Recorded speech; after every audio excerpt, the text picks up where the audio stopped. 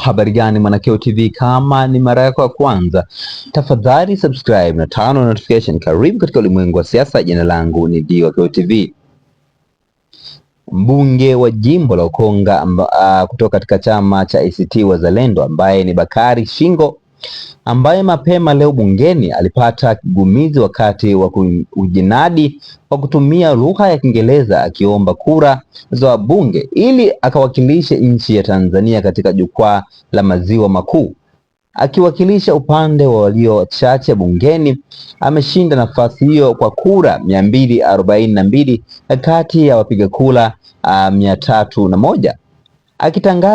Akitangaza matokeo hayo, katibu wa bunge Baraka Leonard amewataja washindi katika wakilishi wa umoja wa mabunge ya nchi za maziwa makuu ambayo ni Slavia Sigura Saidi Salim Hamad na Engineer Ezra Chiwelesa Cosmas Bulala na Bakari Shingo.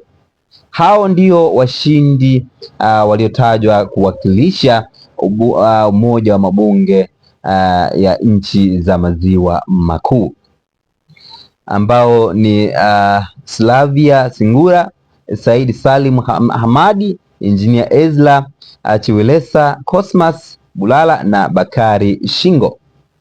Maoni yamekuwa ni mseto kweli katika mitandao ya kijamii baada ya mbunge huyo kushindwa kujitetea kwa lugha ya Kiingereza, yaani kushindwa kujinadi kupitia lugha ya Kiingereza na akaishia na kusema kwamba anaomba kula kwa lugha ya Kiswahili.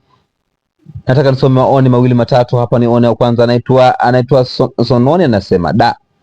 Wa pili anaitwa Pamu, anasema huyu mbunge elimu yako ikoje jamani? Ndekone anasema hata wale wa division zilo wanaweza kuwa watu wa maana zaidi ya hawa. Lakini kijana wa Hovi anasema huyu aliishia kusema excuse me tu basi. Lakini Elnoni anasema mkiambiwa uchawi upo mmeelewa. Lakini Mr. AM anasema hii ndiyo Tanzania, karibuni sana mjione Tanzania yetu, wageni waalikwa.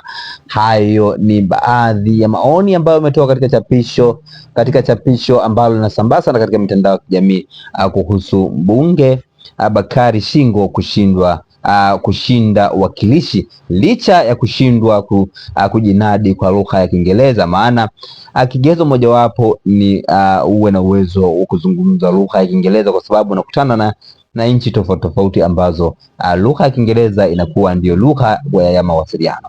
Tunakutana katika masuala ya kisiasa. Bye bye.